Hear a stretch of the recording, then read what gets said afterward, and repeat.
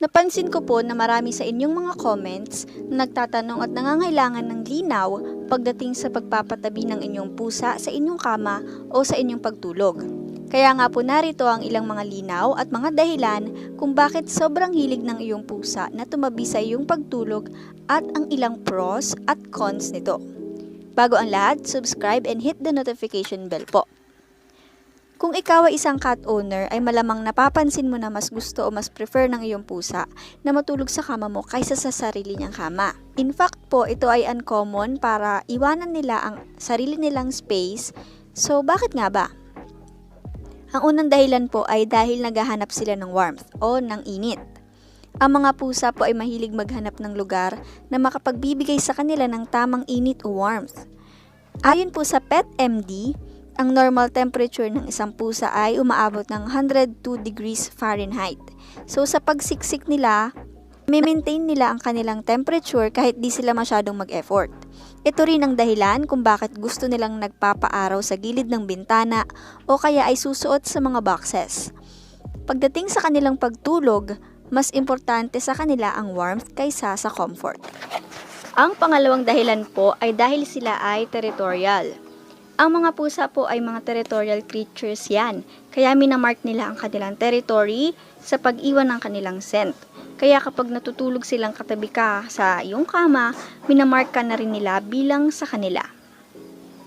Ang pangatlong dahilan po ay dahil for security reasons.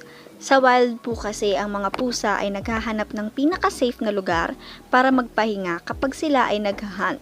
At sa bahay naman, ang safest place nila ay kapag kasama ka at katabi ka.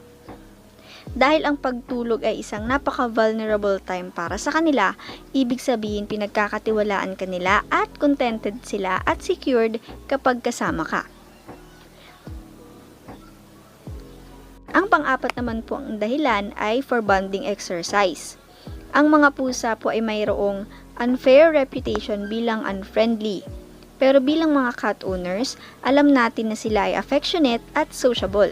Gusto nilang laging makipaglaro sa atin. Narito naman po ang mga pros and cons sa pagpapatabi sa ating mga pusa sa ating kama sa ating pagtulog. Ang unang pros ay stress relief. Maraming pag-aaral ang nagpapakita na ang pag-pet natin sa ating mga alagang pusa o aso ay nakakapag-release ng feel-good hormone, ang oxytocin. Nakakapagpababa din ito ng cortisol levels.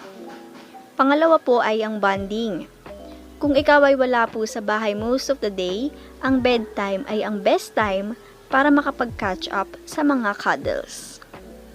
Ang panghuling pros ay ang cozy and warm. Ang pagtabi sa kanila ay nakapagbibigay sa iyo at sa kanila ng cozy at warm na feeling. Samantalang ang mga cons naman po ay ang sumusunod. Pwedeng istorbo po sila sa inyong pagtulog. Kadalasan po kasi ang mga pusa ay active kapag gabi.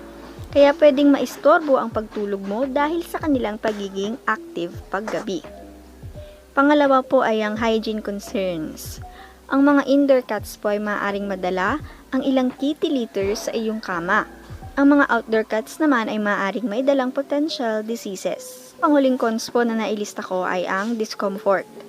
Kung ang iyong pusa ay mahilig humiga sa iyong dibdib o sa ulo mo, pwede itong magbigay sa iyo ng discomfort, lalo na kung siya ay overweight.